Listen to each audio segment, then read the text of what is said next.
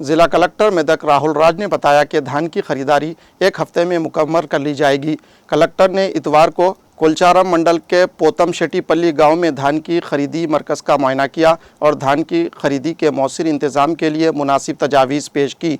इस मौके पर खिताब करते हुए कलेक्टर ने कहा कि साल 2024-25 के सीज़न में ज़िले के तमाम किसानों को मखसूस मदद फराहम करने के लिए धान की खरीदारी मराकज़ कायम किए गए हैं और अब तक 70,815 किसानों से 2,95,703 मैट्रिक टन धान खरीदा जा चुका है और अब तक 573 करोड़ 60 लाख रुपये अदा किए जा चुके हैं। इन्होंने वजाहत की कि 2024 धान की खरीदारी के दौरान तकरीबन 12,872 किसानों से 53,659 मैट्रिक टन उम्दा धान खरीदा गया है और 500 रुपये फ़ी कुंटल का बोनस किसानों के खातों में जमा कराया गया है। इन्होंने वाजे किया कि धान की खरीदारी आखिरी मरहले में है और ये अमल एक हफ्ते में मुकम्मल कर लिया जाएगा। इन्होंने यकीन दिलाया कि किसी किस्म की तफरीक नहीं की जाएगी। कलेक्टर ने खरीदारी मरकज़ के मुंतज़मीन के साथ इस प्रोग्राम में हिस्सा लिया।